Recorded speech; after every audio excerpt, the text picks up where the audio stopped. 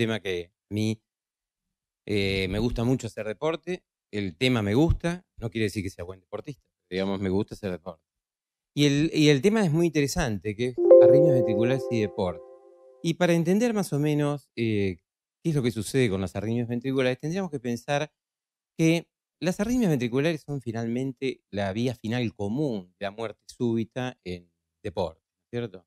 Si bien la prevalencia es baja, porque la prevalencia es aproximadamente 1 a 2 cada 100.000 deportistas, la etiología varía porque puede ser desde valvulopatías, isquemia, miocardiopatías, enfermedades genéticas, hereditarias. Tenemos que saber que es un hallazgo frecuente en atletas. O sea, las arritmias están, ¿cierto? Lo que sí tenemos que identificar son los pacientes de riesgo.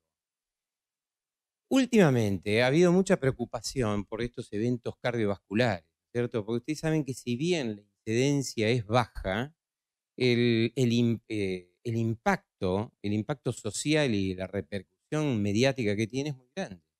De hecho, fíjense que permanentemente ocurre un evento y enseguida aparece en los diarios. El último fue hace poquito, en la media, que hubo un muerto y otro terminó con una angioplastia. Así que, y esto, por supuesto, salió en los titulares de todos los diarios, ¿no? Entonces, nosotros podemos ver diferentes tipos de arritmias en el deporte. Los deportistas tienen tantas arritmias como la gente que no hace deporte, ¿no es cierto? Es exactamente igual. Lo que pasa es que hay que determinar qué tipo de arritmias hay y qué cantidad de arritmias hay. Las que tienen ahí en la pantalla son las arritmias buenitas, ¿no es cierto? Arritmias con estas historias que son ventriculares aisladas, que son no muy anchas, no muy precoces, que habitualmente tienen imagen de bloqueo de rama izquierda con un eje inferior, o sea que nacen en el tracto de salida del ventrículo derecho, que son características de benignidad. Pero no obstante, recuerdan que aproximadamente casi un 2% de los pacientes, de los deportistas, tienen cardiopatías no diagnosticadas, que es una cifra importante, con extrasístoles ventriculares frecuentes y complejas. La pregunta, en todavía sin responder, es: ¿las extrasístoles ventriculares inducidas por el ejercicio son un marcador de riesgo cardiovascular? Bueno, y eso es lo que vamos a ver. Como les decía, es un hallazgo frecuente en atletas. Sin cardiopatía no están asociadas a mayor riesgo. Con cardiopatía determina la recomendación no solamente de la participación, sino también del pronóstico en el deporte. Ahora, recuerden que las arritmias ventriculares pueden ser manifestación del primer evento, ¿no es cierto? Es como siempre digo, es debut y despedida, ¿no es cierto? El primer evento es la muerte súbita. ¿Y en qué casos podríamos tener esto? En displasias, miocardiopatías hipertróficas, miocarditis, los síndromes de QT largo, QT corto, enfermedad coronaria, sobre todo en aquellos pacientes, por supuesto, mayores de 35 años. En los menores de 35 años es más común las anomalías en el origen de las arterias coronarias, ¿no? En el Wolf, o mejor dicho, en las preexcitaciones en general. Lo importante es saber de todo esto que no hay estudios prospectivos en este momento. Hay solamente consenso de expertos. Entonces, ¿cómo nos guiamos? La evaluación tiene que constar de diferentes cosas. La primera y principal es la historia personal, ¿no es cierto? El paciente, a ver si refirió en el interrogatorio precompetitivo, a ver si el paciente tuvo precordialgias, mareo, síncope, presíncope, palpitaciones, y fundamentalmente si ha tenido episodios de arritmias o síncope de ejercicio. Por otro lado, la historia clínica familiar, fundamentalmente orientado a las cardiopatías familiares, episodios sincopales o muerte súbita, pero en pacientes que tengan menores de 40 años o que estén relacionados también con el deporte. En el examen físico, que vamos a hacer en forma precompetitiva, vamos a evaluar, por supuesto, presión arterial, soplos, diferencias de pulso, estigmas de Marfan en general, que pueden inducir a una evaluación más minuciosa. El electrocardiograma que es de uso rutinario, nos va a identificar las arritmias que pueden ser de las inocentes, como las que tenemos a la izquierda, con la imagen de bloqueo de rama izquierda con un eje inferior, bien del tracto de salida, o las otras que parecen también inocentes, pero no lo son tanto. Fíjense que estas extrasístoles que están agrupadas, en este caso, en el slide de la derecha, en la imagen de la derecha, tiene, si bien tiene una imagen de bloqueo de rama izquierda, que se ve perfectamente con un retraso de las fuerzas medias, en B1 no es tan negativa, en D1 es negativa, ¿no es cierto? Con lo cual podría tener otro origen. ABL es bien negativa, por ahí puede estar no necesariamente en el tracto, sino puede estar en las cúspides aórticas, puede estar en el summit, ¿no es cierto? Y estar localizados en otros lados, y por otro lado las formas complejas. Las pruebas funcionales nos orientan muchísimo, sobre todo a la manifestación de arritmias sostenidas o formas repetitivas. Este es el caso, por ejemplo, me acuerdo perfectamente de un paciente que teníamos nadador, ¿no es cierto? Y que dijo que cuando nadaba tenía palpitaciones. Obviamente tenía un corazón estructuralmente sano, un electro sano, y durante el ejercicio hacía esto. O sea que lo que vamos a buscar, no solamente en las pruebas funcionales, que en general las acompañamos con imágenes, son los trastornos segmentarios, extrasistolias ventriculares sin refuerzo o aparición, como en este caso, de formas complejas. Perdón. El Holter, de la misma manera que el electro, no solamente vamos a evaluar el ritmo, la frecuencia, los trastornos de conducción, sino también las arritmias en general, las complejas, y no solamente la cantidad, ¿no es cierto?, sino la calidad. No es lo mismo tener una arritmia monomorfa que otra polimórfica, que una aislada, que una forma repetitiva. Y, por supuesto, a medida que uno va aumentando en complejidad, tenemos las imágenes que hoy por hoy nos aportan muchísimos datos, ¿cierto? El eco, que es una cosa ya prácticamente de uso común, tanto casi como el electro, nos aporta muchísimo en cuanto a función sistólica, hipertrofias, dilataciones, trastornos segmentarios, y después, por supuesto, la resonancia, que es lo que nos termina de aclarar el panorama en los pacientes cuando le hacemos realce tardío con gadolinio, a ver los diferentes tipos de realce tardío que pueden generar arritmias y la cantidad, además de realce, que nos va a ser un marcador indirecto de el territorio que puede ser generador de arritmias, ¿no?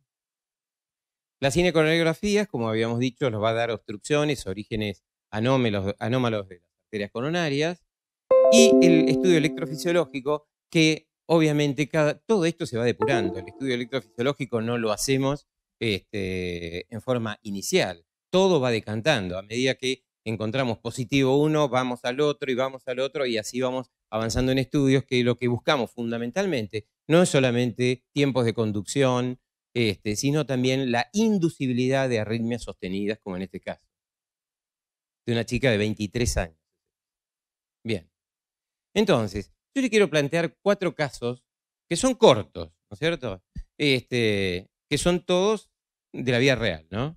Entonces, tenemos este paciente. Simplemente para pensarlo, esto es un examen, simplemente, ¿qué harían ustedes? Este es un paciente futbolista de 25 años que consulta por palpitación, de meses de evolución, ¿no? No tiene antecedentes personales, ni familiares, ni heredofamiliares, nada, absolutamente. Un examen físico normal, ¿no es cierto? Y el eco, perdón, un eco normal, este es el electro que tiene el extrasístole, digamos, como si fuese de tracto de salida. ¿Le harían algún estudio más? La pregunta es sí o no. ¿Sí? Bien. ¿Qué le harían? El que tienen más a mano, ¿cuál es? Una ergometría. Una ergometría. La ergometría, vamos. Qué raro se clavó. ¿Cómo se llama el chico de...? Ahí, a ver. Ahí está.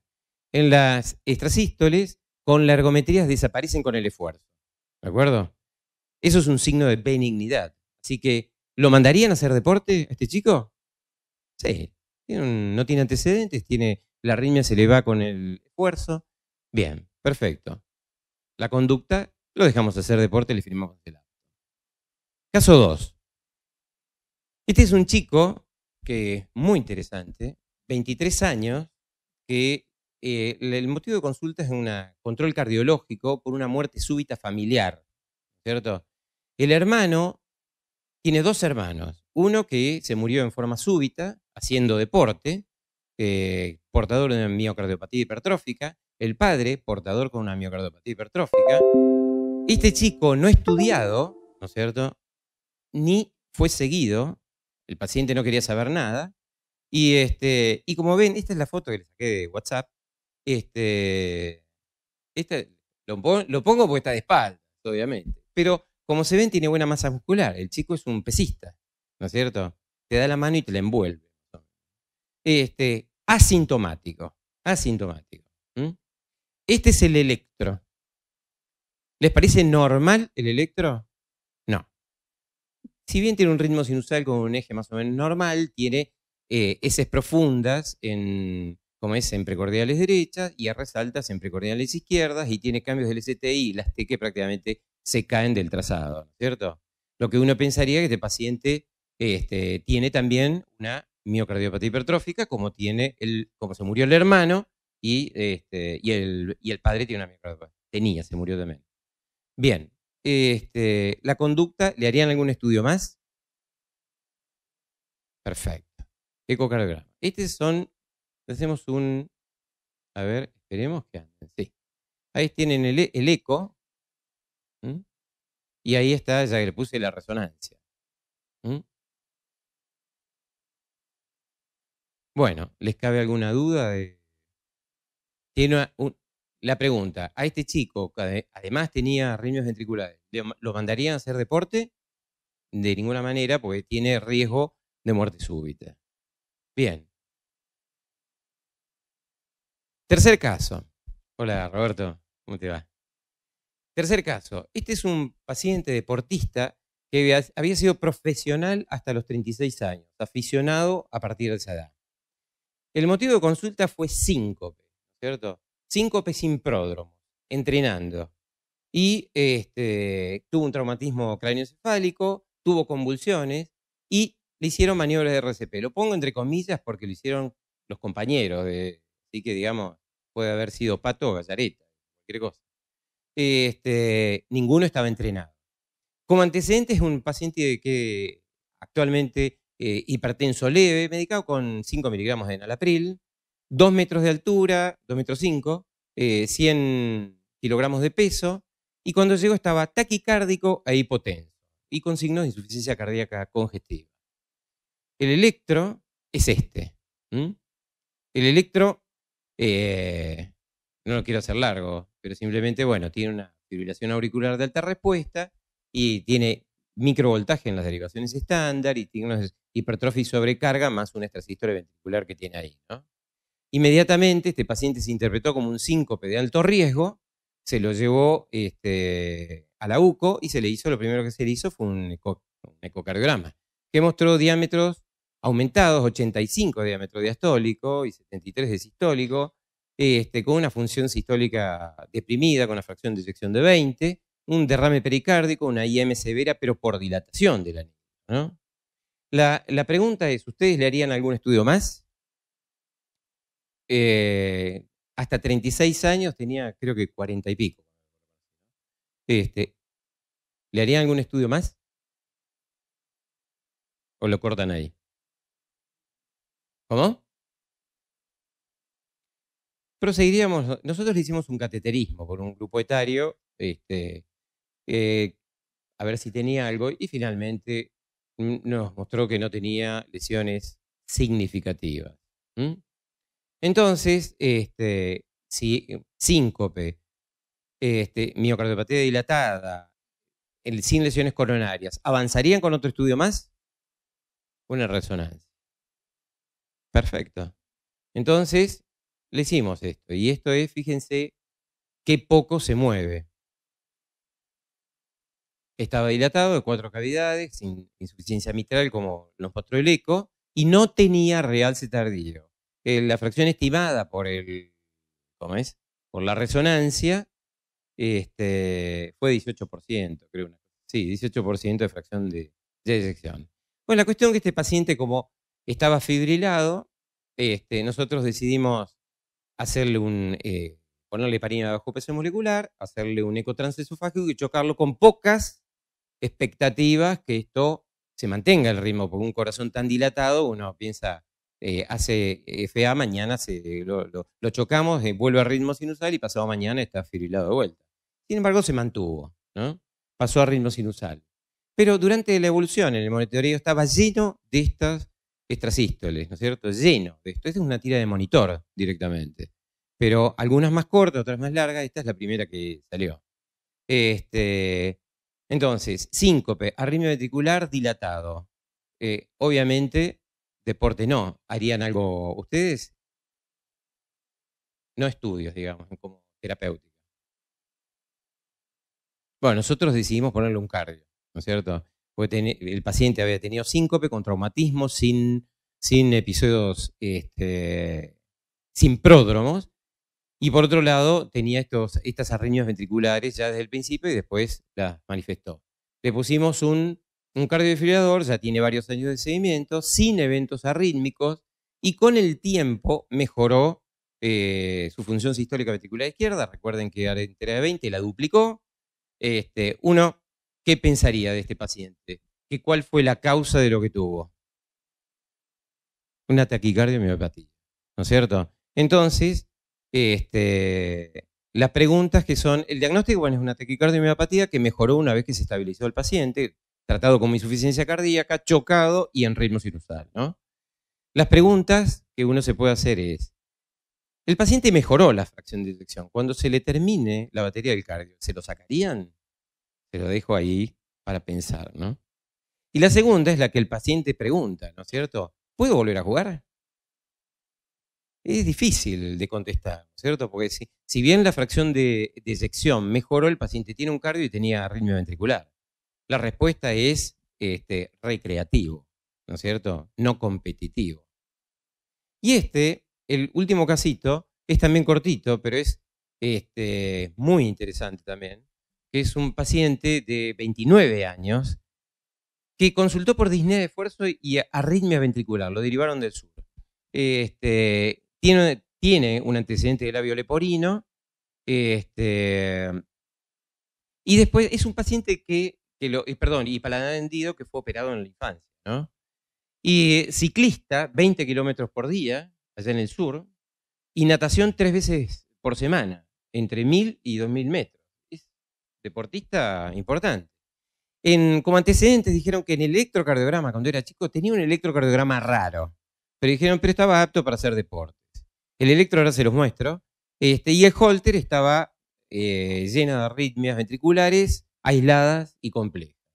Este es el electro. ¿Les parece un electro normal? Bien. En realidad, el electro es bien patológico, pero a su vez tiene algo que está señalado acá, que no tiempo para aumentar, pero que se ve poca, ¿cierto? Que es una épsilon que tiene, ¿no? O sea, el paciente tiene una displasia ritmogénica del ventrículo derecho, entonces le hicimos una resonancia. Resonancia, y fíjense lo que es esto, que da miedo verlo. Este chico le terminamos poniendo un cardiodefibrilador, pero lo interesante de esto es que nosotros no nos animamos a poner en ese ventrículo un cardiodefibrilador. Entonces le pusimos un cardiodefibrilador subcutáneo. Y el paciente está andando bárbaro. Por lo menos, por supuesto que no está siendo competitivo, está siendo recreativo, muy suavecito, y tiene totalmente internalizado lo que tiene. Entonces, ya en el 2006 salieron las primeras guías que fueron modificándose, en los cuales nos decían que los pacientes con arritmias ventriculares, en los cuales eran asintomáticos, que no tenían antecedentes familiares de muerte súbita, que tenían menos de 2000 extrasístoles, pero no tenían formas complejas, que no incrementaban con el ejercicio y que, por supuesto, la enfermedad arrítmica estaba descartada, esos pacientes estaban aptos para hacer deporte y se hacía un seguimiento anual. Los pacientes que estaban sintomáticos, que se ponían sintomáticos, que no tenían también cardiopatía, pero que tenían más de 2000 extrasístoles polimórficas, tenía que, sin enfermedad subyacente, estos pacientes teníamos que decondicionarlos y nuevamente después repetirles las pruebas, ¿cierto? Y se hacía un seguimiento anual. Y los pacientes que tienen presencia de enfermedad cardíaca, o sea, cardiopatía estructural, esos pacientes hacen deporte no competitivo y nada más. Bueno, la cuestión que posteriormente salió una actualización de esto en el 2015, donde nos recomienda que los pacientes deportistas sin cardiopatía, con extrasistolias ventriculares aisladas, en reposo, o que pueden inclusive en esfuerzo, pero que son aisladas, pueden participar en los deportes. Claramente hay que hacerles una prueba que llegue al 100%, ¿no? Es un clase 1 nivel de evidencia C. Por otro lado, los pacientes con extrasístoles ventriculares en reposo que incrementan con el esfuerzo o presentan formas complejas, estos tenemos que avanzar más y hacer imágenes para completar el diagnóstico de estos pacientes.